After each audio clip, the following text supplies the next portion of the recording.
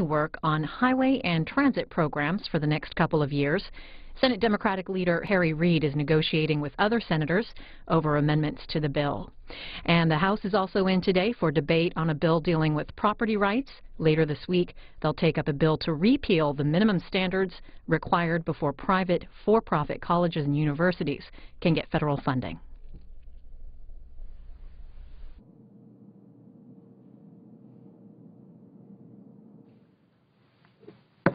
The Senate will come to order. The chaplain, Dr. Barry Black, will lead the Senate in prayer. Today, I will pray George Washington's prayer for America exactly as it appears in the chapel at Valley Forge. Let us pray. Almighty God, we make our earnest prayer that thou wilt keep the United States in thy holy protection, that thou wilt incline the hearts of the citizens to cultivate a spirit of subordination and obedience to the government, and entertain a brotherly affection and love for one another and for their fellow citizens of the United States at large. And finally, that thou wilt most graciously be pleased to dispose us all to do justice, to love mercy, and to demean ourselves with that charity, humility, and pacific temper of mind which were the characteristics of the divine author of our blessed religion, and without a humble imitation of whose example in these things we can never hope to be a happy nation. Grant our supplication, we beseech thee, through Jesus Christ our Lord. Amen.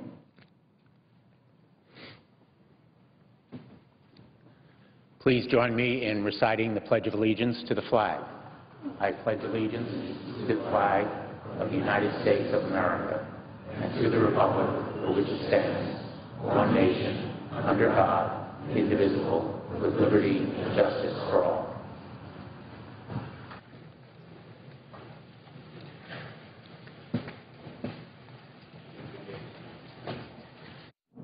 The clerk will read a communication to the Senate. Washington, D.C., February 27, 2012. To the Senate, on the provisions of Rule 1, Paragraph 3 of the Standing Rules of the Senate, I hereby appoint the Honorable Richard Blumenthal, a senator from the state of Connecticut, to perform the duties of the chair, signed Daniel K. Inouye, President pro tempore.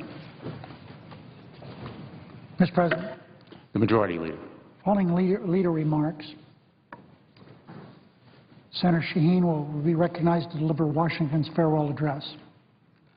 This is the 150th anniversary of that tradition. And we are very pleased that Senator Shaheen is going to do this. No one could be more exemplary of his service than her.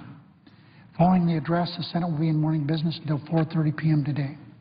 At 4:30 p.m., the Senate will proceed to executive session to consider the nomination of Margo Brodie to be a United States District Judge for the Eastern District of New York. At 5:30, the Senate will vote on confirmation of the Brodie nomination. I ask consent that following the vote and resumption of legislative session, the Senate be in a period of morning business for up to an hour, with time equally divided and controlled between the Senators Pryor and Alexander or their designees. Without objection. Mr. President, excuse me. Last week, Nevada lost a great statesman, and I lost a friend and a mentor. William Raggio was the longest-serving state senator in Nevada history. He died last week while traveling in Australia. My heart is with his wife, Dale, who I spoke with, children Leslie and Tracy, and of course my thoughts go to Mark, the son that Bill lost in 2004. His 6 grandchildren, and they have a great-grandchild. I hope it's some small comfort to know that all Nevada mourns the loss of this very effective fine Nevada citizen. He was a second-generation Nevadan, born and raised in Reno, Nevada. Senator Randolph Townsend said, and I quote, "Bill was part of the fabric of the city," and that's really true. He lived to serve. In addition to his 4 decades of service in the state legislature, he volunteered to serve in the armed forces during World War II, enlisted in the Navy at age 17. The war ended before he graduated from officer training school. When he finished his service, he attended the University of Nevada, then went to law school in California. He continued his service in the United States Marine Corps as a United States reservist. He was district attorney of Washoe County, that's the Reno metropolitan area, for 18 years, including 3 terms before he became a state legislator. He was president of the National DA's Association. He rooted out corruption wherever he served. There was nothing more corrupt in his mind and in the minds of all Nevadans than an illegal brothel. Now, that illegal brothel went on by virtue of Conforti being able to pass out money to people for a long time. Bill Raggio, as DA, picked a fight with him, and that fight is legend. Bill got the last word. Conforti spent 22 months in prison for trying to bribe Bill Raggio. And in 1965, Bill Raggio, to get the last word, had the local authorities declare that facility a nuisance and burn it down. He was there watching the fire as it destroyed the place. It wasn't until 1972 that Bill brought his integrity and dedication to the State House as a member of the Nevada State Senate. So for 38 years, there wasn't a piece of legislation that passed the Nevada legislature that didn't have his imprint on it in some way. He worked to help pass thousands of different pieces of legislation. He was an expert in the process. Nobody knew how to craft a budget better than Bill Raggio. He was a Republican who believed government should be lean but not mean. He was never afraid to work with Democratic members, even though he was a Republican leader for several terms. Here's what he said recently, and I quote, "I think the present leadership of the Republican Party is a little too radical and has been taken over by what I think is a radical element." That's the end of that quote. He went on to say in an interview after he decided to retire, quote, "The party has to reshape itself or it won't win general elections down the road," end of quote. That's Bill Raggio, speaking as we should all speak, not as a Republican, but as a Nevadan and an American. So it's no surprise to see outpouring of grief at his passing of Democrats and Republicans. No one has loved the state more or has had a more passionate desire to make things better for the people who live here, said Democratic Assembly Speaker John Oseguera. If there was a Mount Rushmore of Nevada politics, Bill Raggio's image would forever be carved there. That's what Republican Governor Brian Sandoval said. He also said Nevada has lost a great patriarch. So, Mr. President, I would ask unanimous consent that I be allowed to enter into the record 1, 2, 3, 4 pages of statements made by Nevada elected and appointed officials and just citizens of Nevada without the world of Bill Raggio. Without objection. He really believed in doing what's right for Nevada, even when it wasn't right for his political party. I admired him and respected him. I respected him even when he and I disagreed, and that happened. But we agreed far more than we disagreed. I can remember the first time I met him. The person that I worked for had worked as a deputy district attorney for Bill Raggio. And he came to visit me in my office, our office, and he was always very funny, very articulate, and somebody I admired, and as I indicated, was my mentor. But I can remember his being in that office as of 10 minutes ago. Upon his retirement last year, Bill told a local reporter, "Nobody's irreplaceable. You'll see." And it seems once again, though, Bill and I disagree. No one can replace Bill Raggio. The mark he left on Nevada politics could never be erased, but his powerful political voice and his true personal friendship will be missed. Mr. President, Senator Raggio was an effective legislator and leader in part because of his willingness to cooperate with those with whom he disagreed. It would serve this chamber well to emulate his bipartisan approach. We have a great deal to accomplish this work period. We need to consider postal reform legislation. It's mandatory that we do that. We have a pressing cybersecurity piece of legislation that the Pentagon says it's the most important thing we could do for our country. We have to clear a backlog of judicial nominees that threatens the effectiveness of our court system.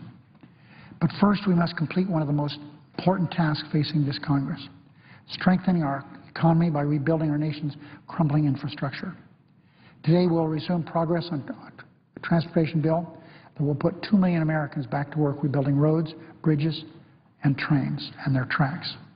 The House is also considering transportation legislation, and I was glad to see the House Republicans have moved away from that extreme proposal that they were considering just a few weeks ago.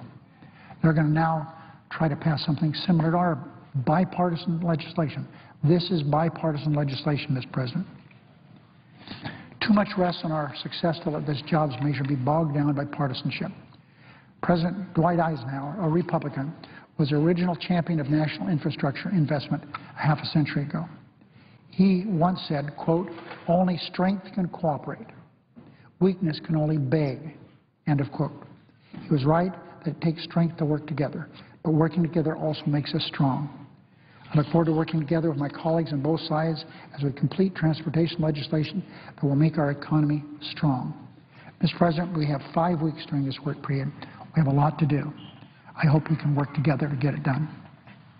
Would the Chair announce now the business of the day? Under the previous order, the leadership time is reserved. Pursuant to the order of the Senate of January 24, 1901, as amended by the order of February 14, 2012, the Senator from New Hampshire, Mrs. Shaheen, will now read Washington's farewell address.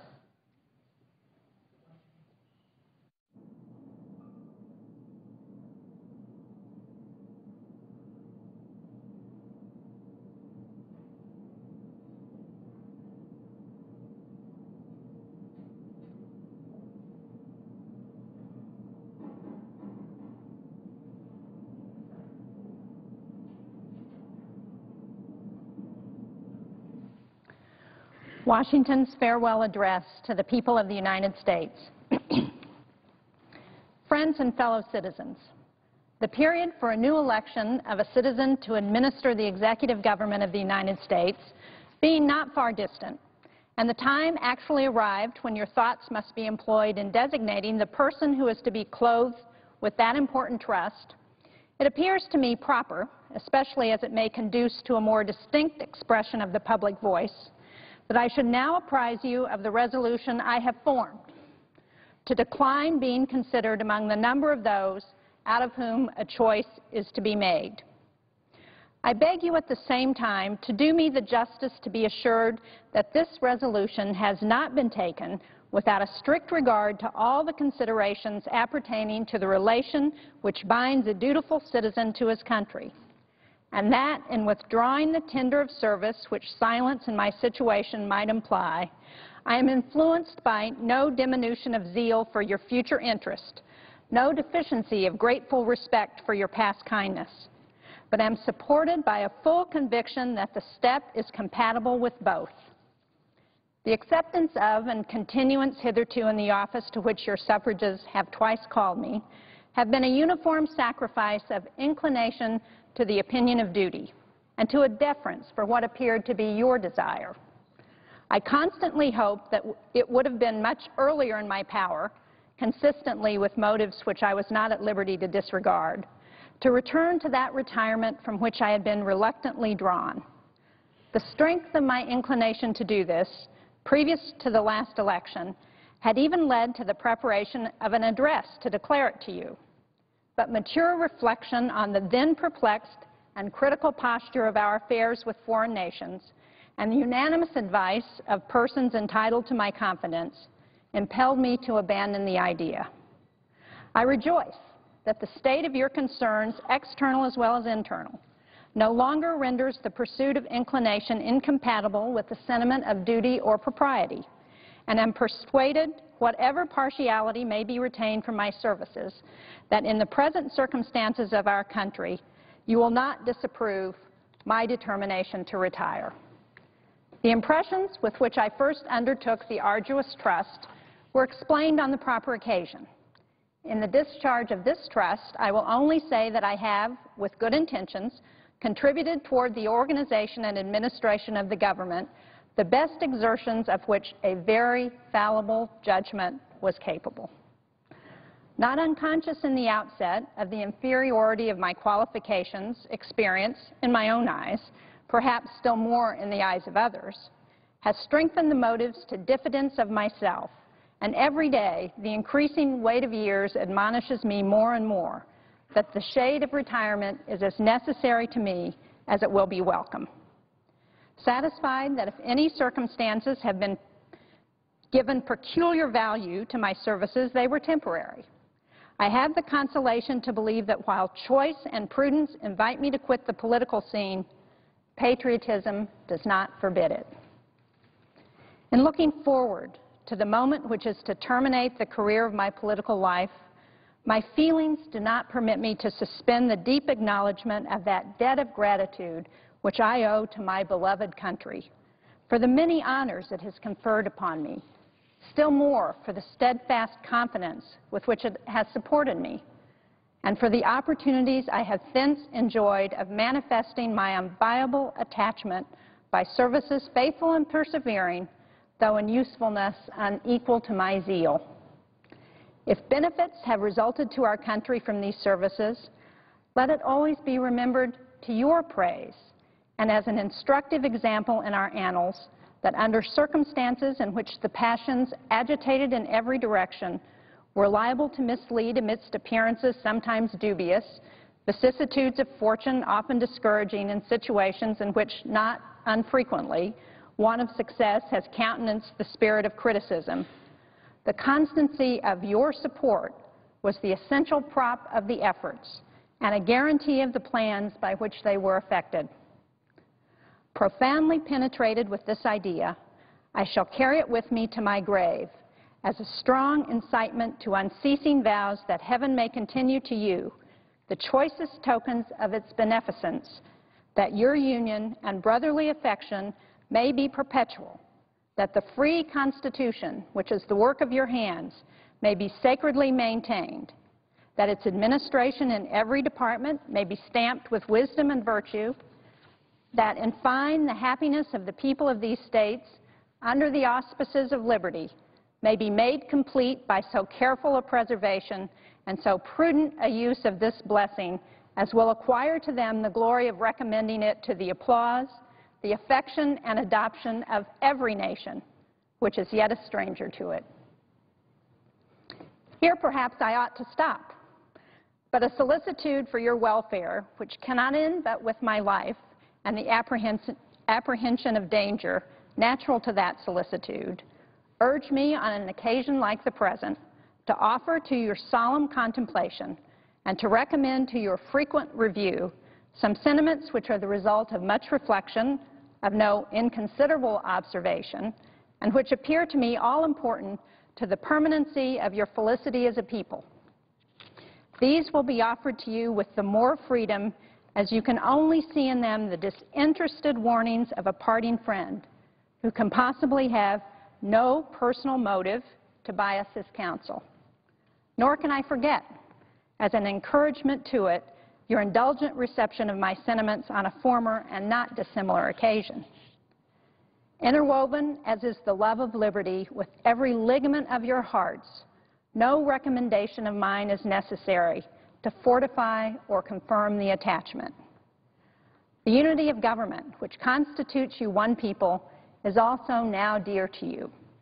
It is justly so, for it is the main pillar and the edifice of your real independence, the support of your tranquility at home, your peace abroad, of your safety, of your prosperity, of the very liberty which you so highly prize. But as it's easy to foresee that from different causes and from different quarters, much pains will be taken, many artifices employed to weaken in your minds the conviction of this truth, as this is the point in your political fortress against which the batteries of internal and external enemies will be most constantly and actively, though often covertly and insidiously, directed. It is of infinite movement that you should properly estimate the immense value of your national union to your collective and individual happiness, that you should cherish a cordial, habitual, and immovable attachment to it, accustoming yourselves to think and speak of it as of the palladium of your political safety and prosperity, watching for its preservation with jealous anxiety, discountenancing whatever may suggest even a suspicion that it can in any event be abandoned, and indignantly frowning upon the first dawning of every attempt to alienate any portion of our country from the rest, or to enfeeble the sacred ties which now link together the various parts.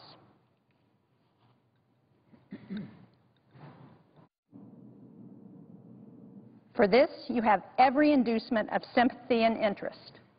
Citizens by birth or choice of a common country, that country has a right to concentrate your affections. The name of American, which belongs to you in your national capacity, must always exalt the just pride of patriotism more than any appellation derived from local discriminations. With slight shades of difference, you have the same religion, manners, habits, and political principles. You have, in a common cause, fought and triumphed together. The independence and liberty you possess are the work of joint councils and joint efforts of common dangers, sufferings, and successes. But these considerations, however powerfully they address themselves to your sensibility, are greatly outweighed by those which apply more immediately to your interest. Here, every portion of our country finds the most commanding motives for carefully guarding and preserving the union of the whole. The North, in an unrestrained intercourse with the South, protected by the equal laws of a common government, finds in the productions of the latter great additional resources of maritime and commercial enterprise and precious materials of manufacturing industry. The South, in the same intercourse, benefiting by the same agency of the North, sees its agriculture grow and its commerce expand. Turning partly into its own channels, the seamen of the North, it finds its particular navigation invigorated.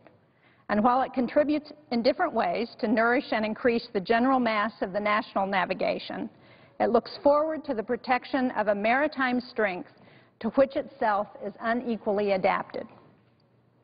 The East, in a like intercourse with the West, already finds, and in the progressive improvement of interior communications by land and water, will more and more find a valuable vent for the commodities which it brings from abroad or manufactures at home. The West derives from the East supplies requisite to its growth and comfort, and what is perhaps of still greater consequence, it must of necessity owe the secure enjoyment of indispensable outlets for its own productions to the weight, influence, and the future maritime strength of the Atlantic side of the Union, directed by an indissoluble community of interest as one nation.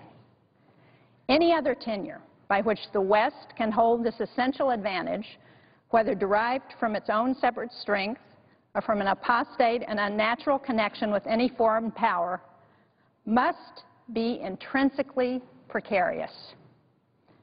While then every part of our country thus feels an immediate and particular interest in union, all the parts combined cannot fail to find in the united mass of means and efforts greater strength, greater resource, proportionately greater security from external danger, a less frequent interruption of their peace by foreign nations, and what is of inestimable value.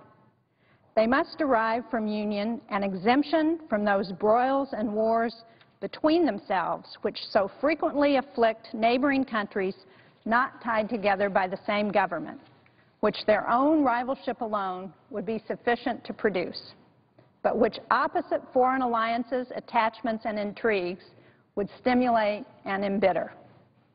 Hence, likewise, they will avoid the necessity of those overgrown military establishments, which under any form of government are inauspicious to liberty, and which are to be regarded as particularly hostile to Republican liberty. And in this sense, it is that your union ought to be considered as a main prop of your liberty, and that the love of the one ought to endear to you the preservation of the other.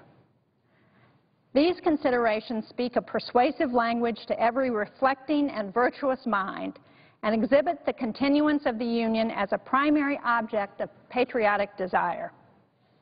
Is there a doubt whether a common government can embrace so large a sphere? Let experience solve it.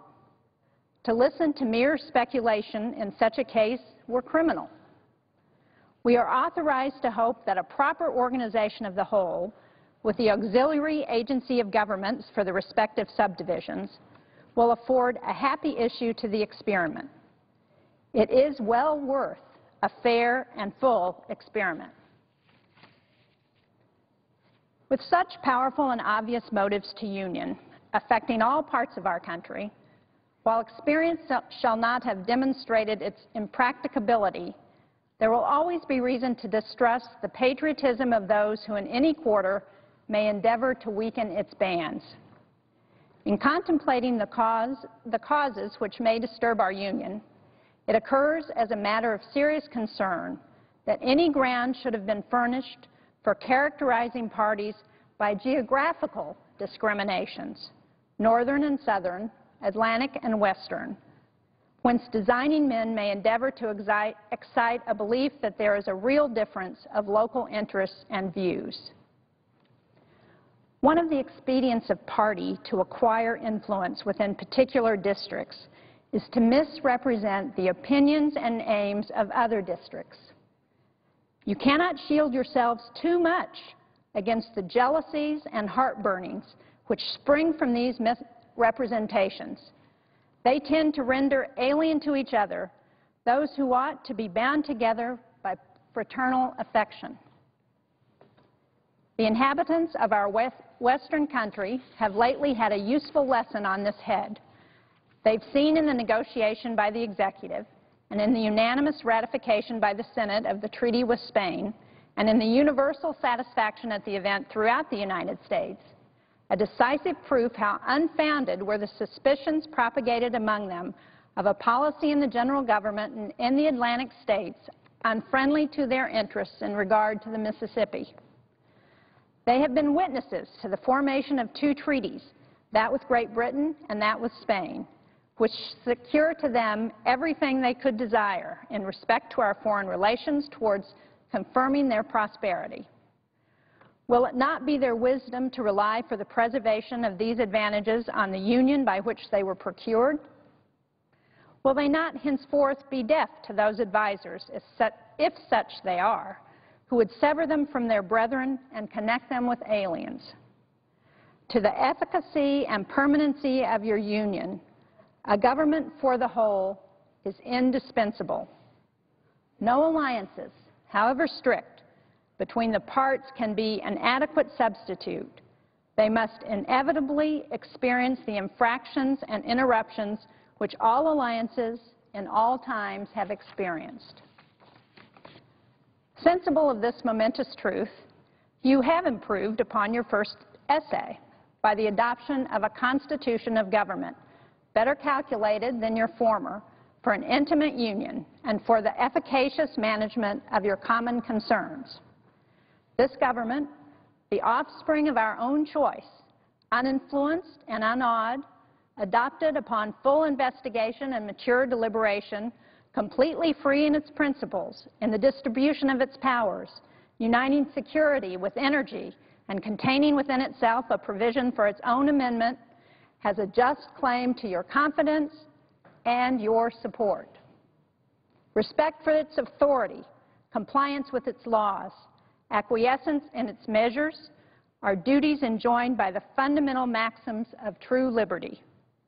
The basis of our political systems is the right of the people to make and to alter their constitutions of government. But the Constitution, which at any time exists until changed by an explicit and authentic act of the whole people, is sacredly obligatory upon all. The very idea of the power and the right of the people to establish a government presupposes the duty of every individual to obey the established government. All obstructions to the execution of the laws, all combinations and associations under whatever plausible character, with the real design to direct, control, counteract, or awe the regular deliberations and action of the constituted authorities, are destructive of this fundamental principle and a fatal tendency. They serve to organize faction, to give it an artificial and extraordinary force, to put in the place of the delegated will of the nation the will of party, often a small but artful and enterprising minority of the community, and according to the alternate triumphs of different parties, to make the public administration the mirror of the ill-concerted and incongruous projects of faction, rather than the organ of consistent and wholesome plans digested by common councils and modified by mutual interests. However combinations or associations of the above description may now and then answer popular ends, they are likely in the course of time and things to become potent engines by which cunning, ambitious, and unprincipled men will be enabled to subvert the power of the people and to usurp for themselves the reign of government, destroying afterwards the very engines which have lifted them to unjust dominion.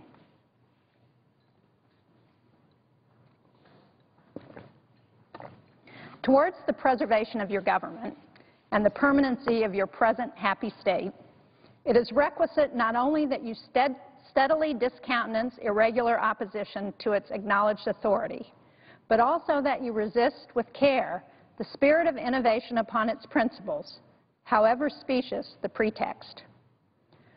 One method of assault may be to effect, in the forms of the Constitution, alterations which will impair the energy of the system, and thus to undermine what cannot be directly overthrown. In all the changes to which you may be invited, remember that time and habit are at least as necessary to fix the true character of governments as of other human institutions. That experience is the surest standard by which to test the real tendency of the existing constitution of a country. That facility in changes, upon the credit of mere hypothesis and opinion, exposes to perpetual change from endless variety of hypothesis and opinion. And remember especially that for the efficient management of your common interests in a country so extensive as ours, a government of as much vigor as is consistent with the perfect security of liberty is indispensable. Liberty itself will find in such a government, with powers properly distributed and adjusted, its surest guardian. It is indeed little else than a name, where government is too feeble to withstand the enterprises of faction, to confine each member of the society within the limits prescribed by the laws, and to maintain all in the secure and tranquil enjoyment of the rights of person and property. I've already intimated to you the dangers of parties in the state, with particular references to the founding of them on geographical discrimination. Let me now take a more comprehensive view and warn you in the most solemn manner against the baneful effects of the spirit of party generally. This spirit, unfortunately, is inseparable from our nature, having its roots in the strongest passions of the human mind. It exists under different shapes in all governments, more or less stifled, controlled, or repressed. But in those of the popular form, it is seen in its greatest rankness and is truly their worst enemy. The alternate domination of one faction over another, sharpened by the spirit of revenge natural to party dissension, which in different ages and countries has perpetrated the most horrid enormities, is itself a frightful despotism. But this leads at length to a more formal and permanent despotism. The disorders and miseries which result gradually incline the minds of men to seek security and repose in the absolute power of an individual. And sooner or later, the chief of some prevailing faction, more able or more fortunate than his competitors, turns this disposition to the purpose of his own elevation on the ruins of public liberty. Without looking forward to an extremity of this kind, which nevertheless ought not to be entirely out of sight, the common and continual mischiefs of the spirit of party are sufficient to make it the interest and duty of a wise people to discourage and restrain it. It serves always to distract the public councils and enfeeble the public administration. It agitates the community with ill-founded jealousies and false alarms, kindles the animosity of one part against another, foments occasional riot and insurrection. It opens the door to foreign influence and corruption, which finds a facilitated access to the government itself through the channels of party passions. Thus, the policy and the will of one country are subjected to the policy and will of another. There is an opinion that parties in free countries are useful checks upon the administration of government and serve to keep alive the spirit of liberty. This, within certain limits, is probably true. And in governments of a monarchical caste, patriotism may look with indulgence, if not with favor, upon the spirit of party. But in those of the popular character, in governments purely elective, it is a spirit not to be encouraged. From their natural tendency, it is certain there will always be enough of that spirit for every salutary purpose. And there being constant danger of excess, the effort ought to be, by force of public opinion, to mitigate and assuage it. A fire not to be quenched, it demands a uniform vigilance to prevent it bursting into a flame, lest instead of warming, it should consume. It is important, likewise, that the habits of thinking in a free country should inspire caution in those entrusted with its administration to confine themselves within their respective constitutional spheres, avoiding in the exercise of the powers of one department to encroach upon another. The spirit of encroachment tends to consolidate the powers of all the departments in one, and thus to create, whatever the form of government, a real despotism. A just estimate of that love of power and proneness to abuse it which predominate in the human heart is sufficient to satisfy us of the truth of this position. The necessity of reciprocal checks in the exercise of political power, by dividing and distributing it into different depositories and constituting each the guardian of the public weal against invasion of the others, has been evinced by experiments ancient and modern, some of them in our country and under our own eyes. To preserve them must be as necessary as to institute them. If, in the opinion of the people, the distribution or modification of the constitutional powers be in any particular wrong, let it be corrected by an amendment in the way which the Constitution designates. But let there be no change by usurpation, for though this in one instance may be the instrument of good, it is the customary weapon by which free governments are destroyed. The precedent must always greatly overbalance in permanent evil any partial or transient benefit which the use can at any time yield.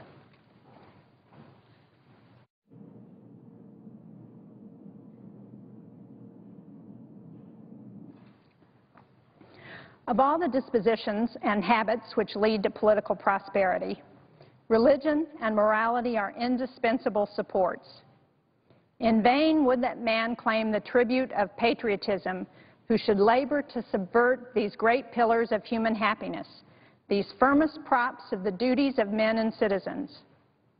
The mere politician, equally with the pious man, ought to respect and to cherish them. A volume could not trace all their connections with private and public felicity. Let it simply be asked, where is the security for property, for reputation, for life, if the sense of religious obligation deserts the oaths which are the instruments of investigation in courts of justice? And let us with caution indulge the supposition that morality can be maintained without religion. Whatever may be conceded to the influence of refined education on minds of particular structure, reason, and experience, both forbid us to expect that national morality can prevail in exclusion of religious principle. It is substantially true that virtue or morality is a necessary spring of popular government. The rule, indeed, extends with more or less force to every species of free government. Who that is a sincere friend to it can look with indifference upon attempts to shake the foundation of the fabric? Promote, then, as an object of primary importance, institutions for the general diffusion of knowledge. In proportion as the structure of a government gives force to public opinion, it is essential that public opinion should be enlightened. As a very important source of strength and security, cherish public credit. One method of preserving it is to use it as sparingly as possible, avoiding occasions of expense by cultivating peace, but remembering also that timely disbursements to prepare for danger frequently prevent much greater disbursements to repel it. Avoiding likewise the accumulation of debt, not only by shunning occasions of expense, but by vigorous exertions in time of peace to discharge the debts which unavoidable wars may have occasioned, not ungenerously throwing upon posterity the burden which we ourselves ought to bear.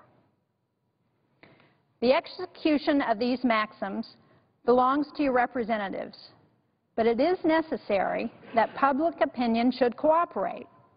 To facilitate to them the performance of their duty, it is essential that you should practically bear in mind that towards the payments of debt, there must be revenue, that to have revenue, there must be taxes, that no taxes can be devised which are not more or less inconvenient and unpleasant, that the intrinsic embarrassment inseparable from the selection of the proper object, which is always a choice of difficulties, ought to be a decisive motive for a candid construction of the conduct of the government in making it, and for a spirit of acquiescence in the measures for obtaining revenue, which the public exigencies may at any time dictate. Observe good faith and justice towards all nations. Cultivate peace and harmony with all. Religion and morality enjoin this conduct. And can it be that good policy does not equally enjoin it? It will be worthy of a free, enlightened, and at no distant period, a great nation, to give to mankind the magnanimous and too novel example of a people always guided by an exalted justice and benevolence. Who can doubt but in the course of time and things, the fruits of such a plan would richly repay any temporary advantages which might be lost by a steady adherence to it? Can it be that Providence has not connected the permanent felicity of a nation with its virtue? The experiment, at least, is recommended by every sentiment which ennobles human nature. Alas, is it rendered impossible by its vices? In the execution of such a plan, nothing is more essential that permanent, inveterate antipathies against particular nations and passionate attachment for others should be excluded, and that in place of them, just and amicable feelings towards all should be cultivated. The nation which indulges toward another an habitual hatred or an habitual fondness is in some degree a slave. It is a slave to its animosity or to its affection, either of which is sufficient to lead it astray from its duty and its interest. Antipathy in one nation against another disposes each more readily to offer insult and injury, to lay hold of slight causes of umbrage, and to be haughty and intractable when accidental or trifling occasions of dispute occur. Hence, frequent collisions, obstinate, envenomed, and bloody contests. The nation prompted by ill will and resentment sometimes impels to war the government, contrary to the best calculations of policy. The government sometimes participates in the national propensity and adopts through passion what reason would reject. At other times, it makes the animosity of the nation subservient to projects of hostility, instigated by pride, ambition, and other sinister and pernicious motives. The peace often, sometimes perhaps the liberty, of nations has been the victim.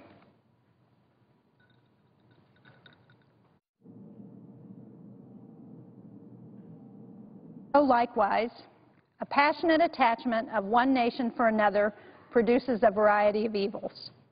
Sympathy for the favorite nation, facilitating the illusion of an imaginary common interest in cases where no real common interest exists, and infusing into one the enmities of the other, betrays the former into a participation in the quarrels and wars of the latter, without adequate inducements or justifications.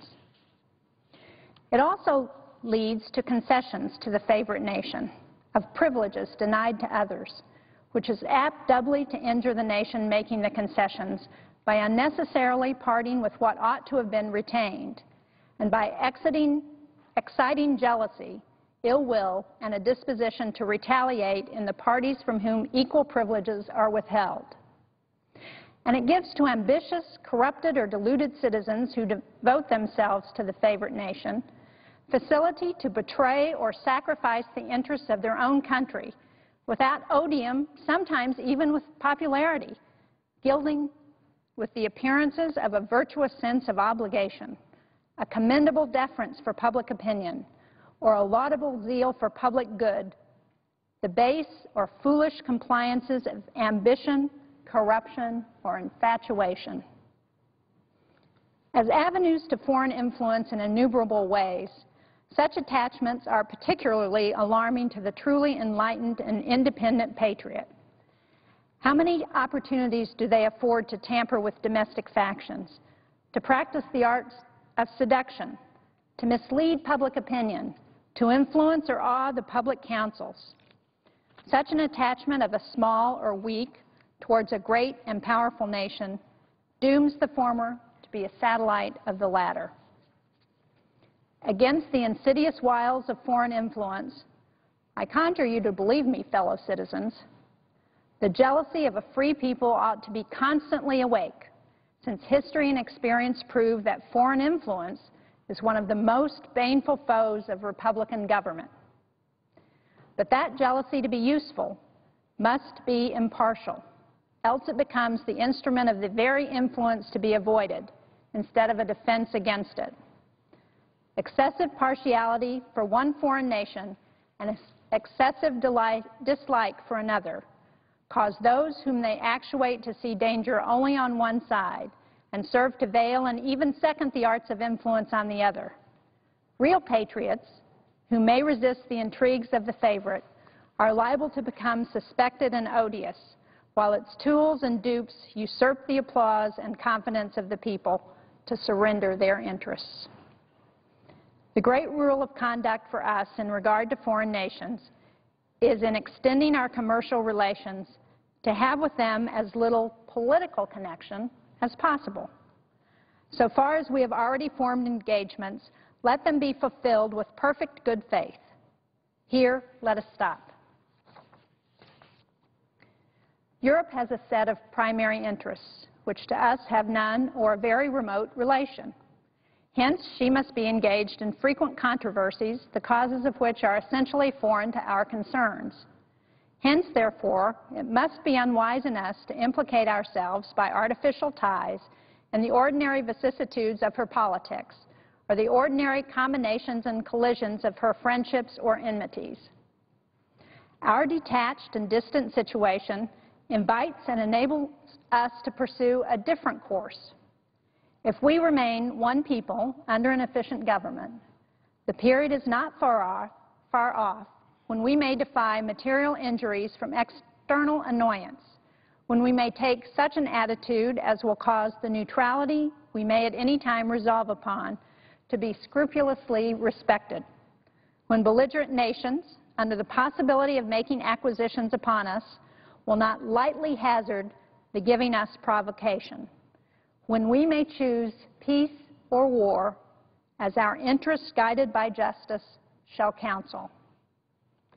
Why forego the advantages of so peculiar a situation? Why quit our own to stand upon foreign ground? Why, by interweaving our destiny with that of any part of Europe, entangle our peace and prosperity in the toils of European ambition, rivalship, interest, humor, or caprice? It's our true policy to steer clear of permanent alliance with any portion of the foreign world. So far, I mean, as we're now at liberty to do it, for let me not be understood as capable of patronizing infidelity to existing engagements. I hold the maxim no less applicable to public than private affairs, that honesty is always the best policy. I repeat it, therefore, let those engagements be observed in their genuine sense, but in my opinion, it is unnecessary and would be unwise to extend them. Taking care always to keep ourselves by suitable establishments on a respectable defensive posture, we may safely trust to temporary alliances for extraordinary emergencies.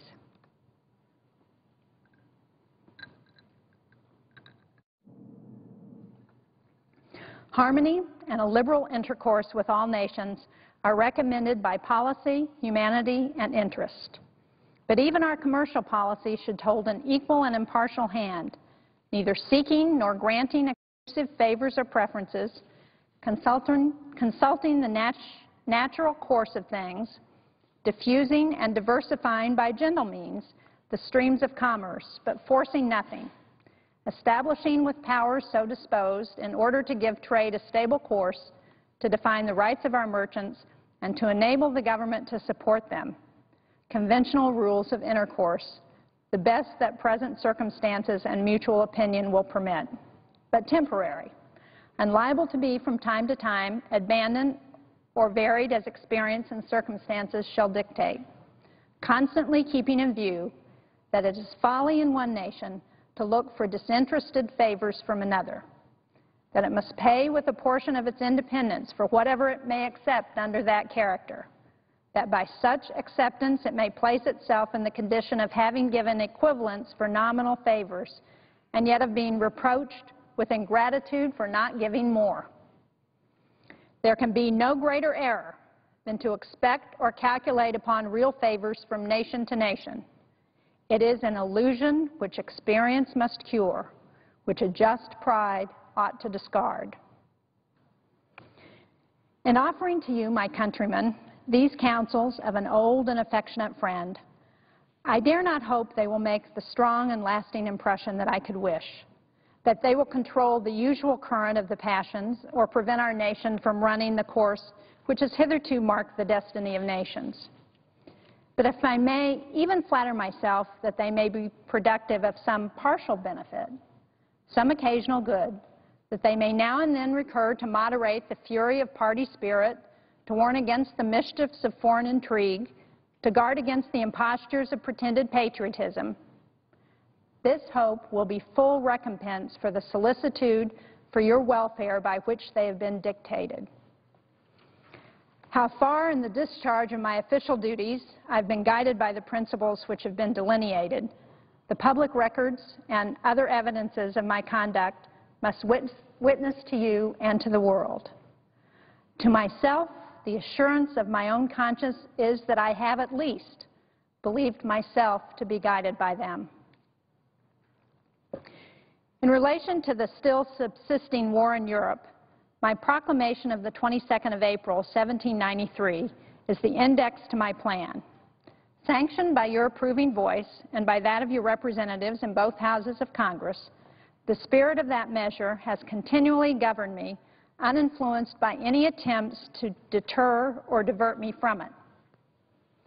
After deliberate examination with the aid of the best lights I could obtain, I was well satisfied that our country, under all the circumstances of the case, had a right to take, and was bound in duty and interest, to take a neutral position. Having taken it, I determined as far as should depend upon me to maintain it with moderation, perseverance, and firmness. The considerations which respect the right to hold this conduct, it's not necessary on this occasion to detail. I will only observe that according to my understanding of the matter, that right, so far from being denied by any of the belligerent powers, has been virtually admitted by all. The duty of holding a neutral conduct may be inferred without anything more from the obligation which justice and humanity impose on every nation in cases in which it is free to act to maintain inviolate relations of peace and amity towards other nations. The inducements of interest for observing that conduct will best be referred to your own reflections and experience. With me, a predominant motive has been to endeavor to gain time to our country, to settle and mature its yet recent institutions, and to progress without interruption to that degree of strength and consistency which is necessary to give it, humanly speaking, the command of its own fortunes. Though in reviewing the incidents of my administration, I'm unconscious of intentional error, I'm nevertheless too sensible of my defects not to think it probable that I may have committed many errors. Whatever they may be, I fervently beseech the Almighty to avert or mitigate the evils to which they may tend. I shall also carry with me the hope that my country will never cease to view them with indulgence, and that after 45 years of my life dedicated to its service with an upright zeal, the faults of incompetent abilities will be consigned to oblivion, as myself must soon be to the mansions of rest.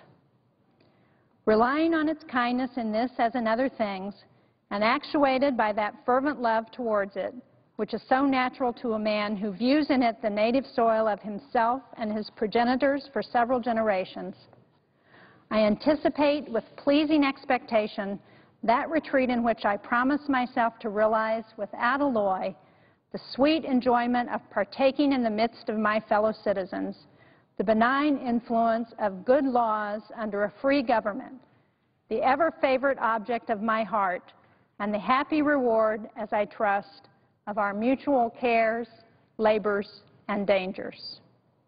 George Washington, United States, 17 September, 1796.